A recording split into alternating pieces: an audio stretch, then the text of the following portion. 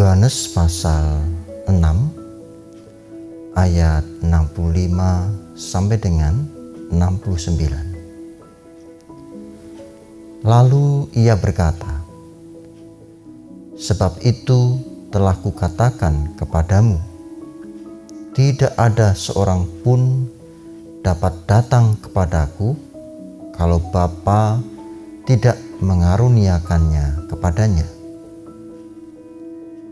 Mulai dari waktu itu, banyak murid-muridnya mengundurkan diri dan tidak lagi mengikut dia.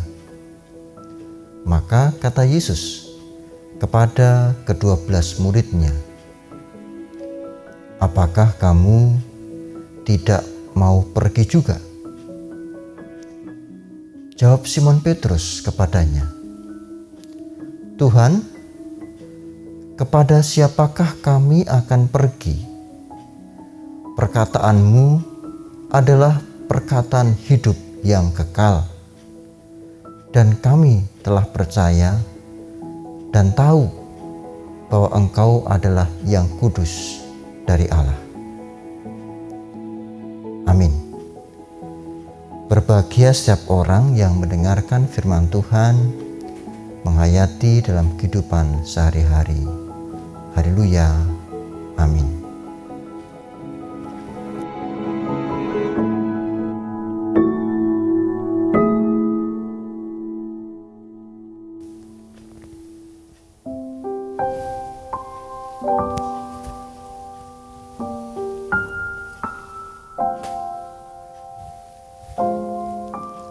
Salam Pamuji Rahayu. Bapak, Ibu, Saudara, dan anak-anak yang dikasihi Tuhan, saya berharap kita semua dalam kondisi baik dan sehat, diberkati oleh Tuhan. Saudaraku, setelah mukjizat 5 roti dan 2 ikan, banyak orang berbondong-bondong mengikuti Sang Kristus.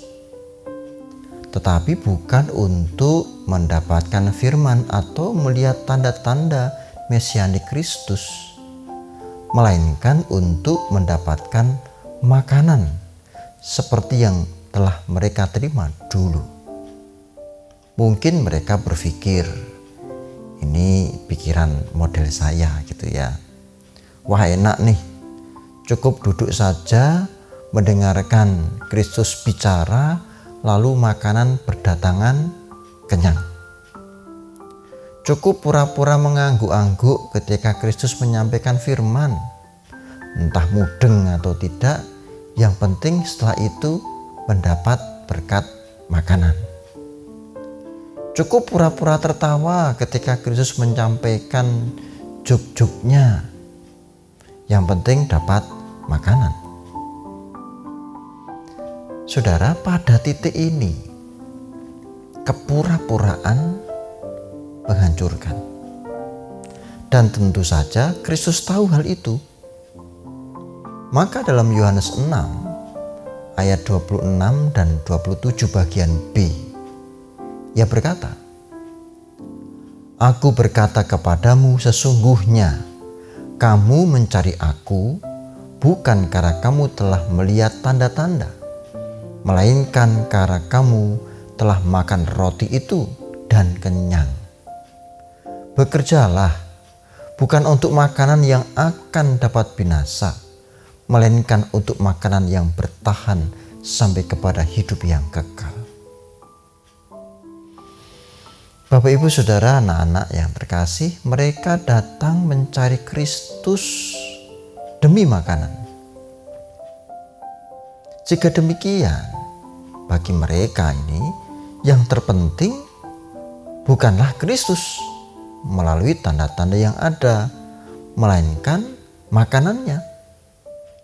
Kristus bagi mereka hanya sebagai supplier saja, sebagai penyedia makanan saja, sebagai penyedia kebutuhan mereka belaka. Iman mereka sebatas pada pemuasan kebutuhan perut belaka, kebutuhan duniawi. Mari berefleksi, saudaraku. Bagaimana dengan pengalaman iman kita? Jangan-jangan kita mirip dengan orang banyak yang mencari Kristus demi roti. Mari meneliti iman kita.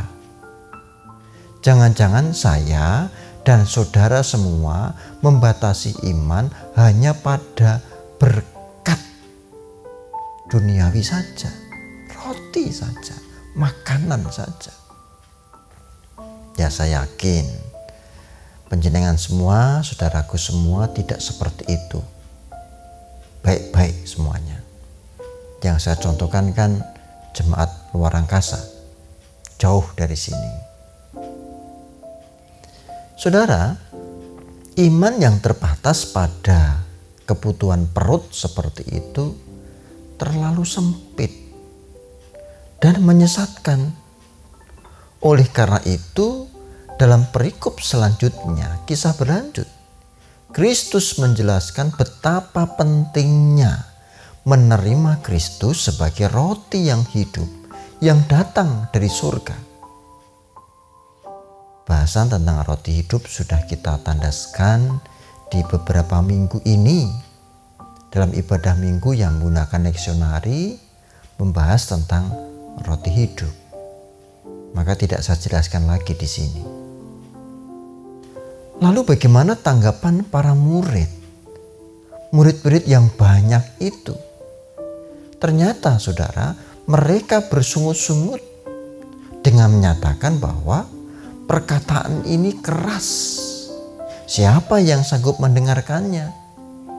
Bisa kita cek di ayat 60. Benarkah bahwa perkataan Kristus tentang pentingnya roti hidup ini keras?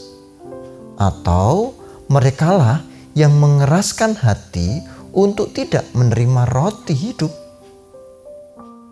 Pikiran mereka adalah roti yang mengenyangkan perut. Iman yang terbatas dalam keduniawian ini menjadi mengkhawatirkan. Mereka tidak mampu menyelami makna mendalam dari menerima Kristus sebagai roti hidup. Maka apa yang terjadi? Pergilah mereka dan tidak lagi mengikuti Kristus. Mereka tidak suka. Mereka maunya Kristus sebagai supplier, penyedia makanan, penyedia roti. Mereka ingin ikut Kristus karena nanti ada makanan.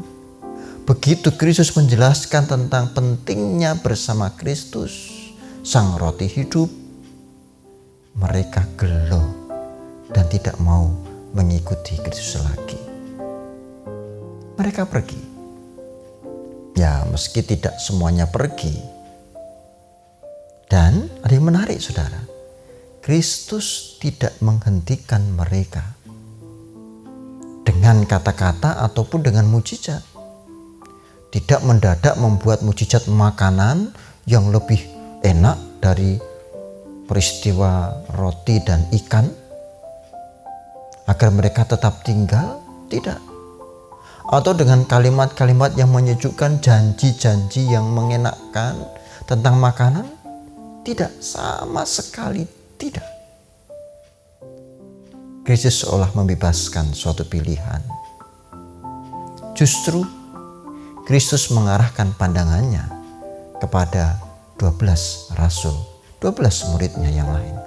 Katanya, apakah kamu tidak mau pergi juga? Perhatikan saudara, Kristus sama sekali tidak menggubris mereka yang pergi meninggalkannya. Kristus tidak mencari seberapa banyak orang yang mau mengikut Dia. Kristus sedang mencari murid sejati. Maka Ia bertanya, kamu tidak pergi juga? Sekaranglah saat yang tepat, mumpung banyak temanmu pergi. Itu kalau bahasa saya. Maka Petrus pun menjawab, Tuhan, kepada siapakah kami akan pergi? Perkataanmu adalah perkataan hidup yang kekal. Dan kami telah percaya dan tahu bahwa Engkau adalah yang kudus dari Allah. Wah, hebat saudara, tepuk tangan untuk Petrus dan teman-temannya. 12 murid lulus ujian. Iman mereka tidak dibatasi oleh kepentingan perut. Iman mereka tidak dibatasi oleh keduniawian. Karena mereka memang bersama-sama dengan Kristus, sehingga iman mereka percaya betul bersama Kristus. Jangankan soal perut, soal hidup diperhatikan oleh Kristus.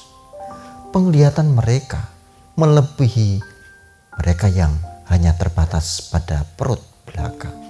Penglihatan 12 murid ini tidak dibatasi oleh kepentingan duniawi belaka. Mereka melihat bahwa perkataan Kristus adalah kekal, bahwa Dialah Kristus yang kudus dari Allah, roti hidup yang turun dari surga, yang memberikan kehidupan. Nah, sekarang bagaimana dengan saudara? Ketika banyak orang pergi meninggalkan Kristus, banyak contohnya. Wah, kalau di sana meninggalkan Kristus nanti gajinya naik loh. Iming-iming gaji atau naik pangkat. Wah, kalau nanti di sana kamu mendapatkan jodoh loh. Wah, kalau di sana nanti sukses loh. Dan lain sebagainya. Bagaimana saudara? Ada banyak iming-iming. Hati-hati, itu godaan. Yang terkasih, Bapak, Ibu, Saudara, dan anak-anak, harta yang sesungguhnya tidak terletak pada jumlah kekayaan yang kita miliki, melainkan hidup itu sendiri. Harta sesungguhnya adalah hidup itu sendiri. Jika kita tidak hidup atau mati, bagaimana mungkin bisa merasakan harta yang ada? Sebaliknya, ketika kita hidup dalam Tuhan, kita akan mengerti harta yang ada adalah alat hidup, sedangkan hidup itu sendiri merupakan berkat yang sesungguhnya. Dan hidup itu berasal dari Tuhan. Kita masih dalam situasi mengkhawatirkan. Pandemi masih berlangsung. Banyak orang ketakutan, banyak orang berlari-larian dalam ketakutannya. Namun saat ini saya mengajak kita semua, milikilah roti hidup.